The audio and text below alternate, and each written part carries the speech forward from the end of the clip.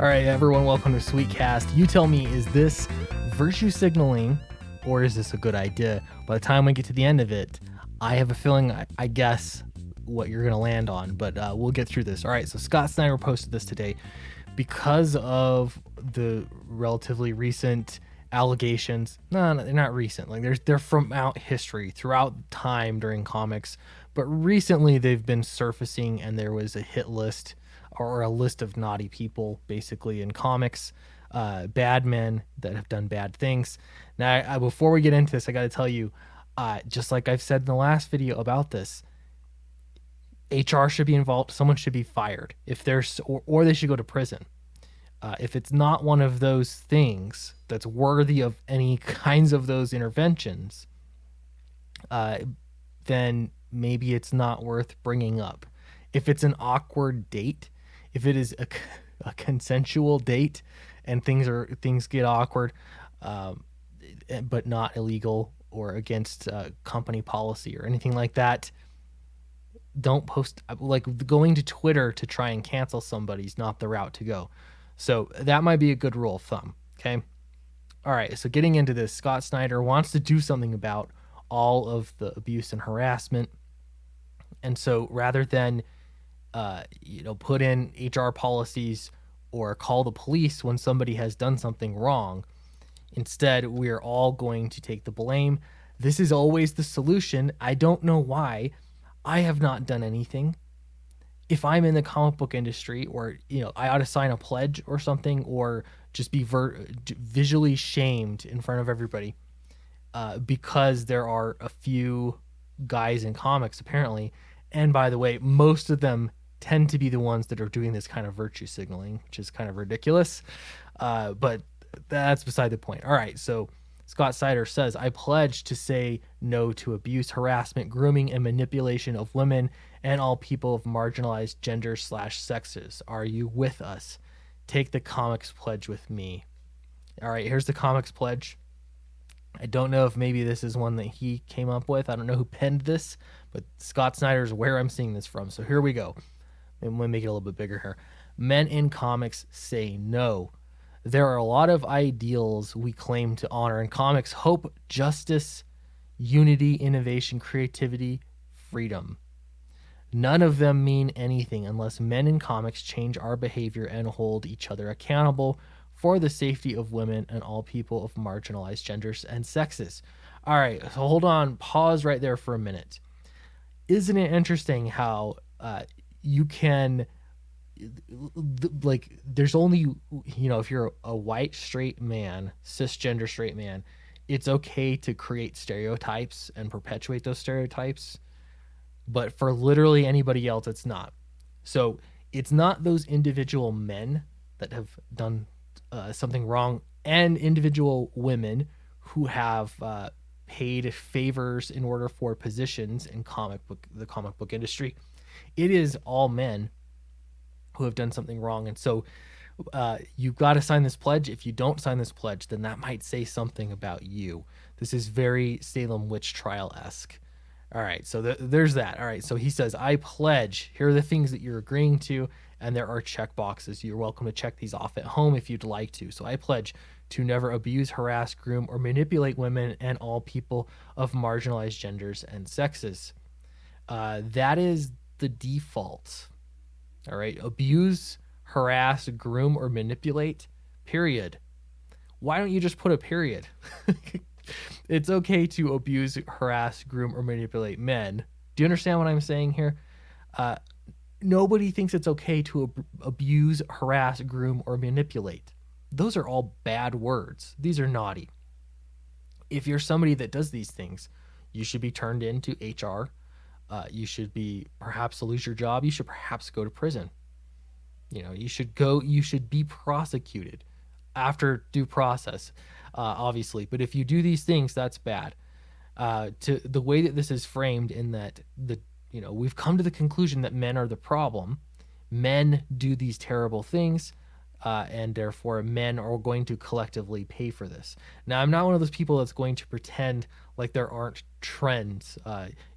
Men are definitely the perpetrators of sexual harassment, at least on paper, more than women are, at least on paper. But you could say all sorts of things about all sorts of different identity groups. I'm not going to go down that rabbit hole because, we both know where that leads. So here's the thing. We can either agree not to lump people in together, or we can agree that we're just going to do it wholesale. You can't have it both ways. I'm sorry, you can't. All right, so next one is to hold myself accountable for my own actions, be open to the comments and concerns of my peers, and educate myself. Wow. So many talking points here. Okay, so everyone should be accountable for their own actions. Does anyone disagree with that? Man, woman, two-spirit, etc. No. Okay, so everyone's accountable for their own actions. Check. All right. So be open to comments and concerns from my peers. This is where you get into a lot of trouble. Your peers are not always right. Your peers are often wrong. I've seen it happen so many times, even publicly on Twitter, where peers will concern troll their friends into not getting work because of whatever X, Y, or Z reason. It's ridiculous. And educate myself. Where's this educating coming from? I tried, I'll get into this in a minute, but I tried to educate myself on some of the terminology that you use later in this post. And wow, I just don't understand. All right, so next one is to actively intervene when we see or know of abuse, harassment, grooming, or manipulation. Yes, call the police, call HR. One of those two people should be able to take care of any legitimate claims you have. Not Twitter. Taking action is not going to Twitter and blasting. It is going to the authorities, going through the right process. So if you want justice, that's how you get justice, unless you're just looking for social media points.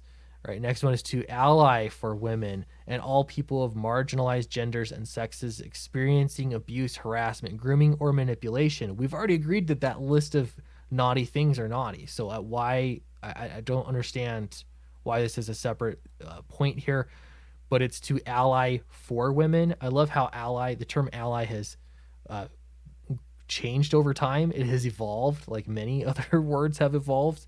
Ally used to mean like, hey, me for you and you for me, like we're allies together.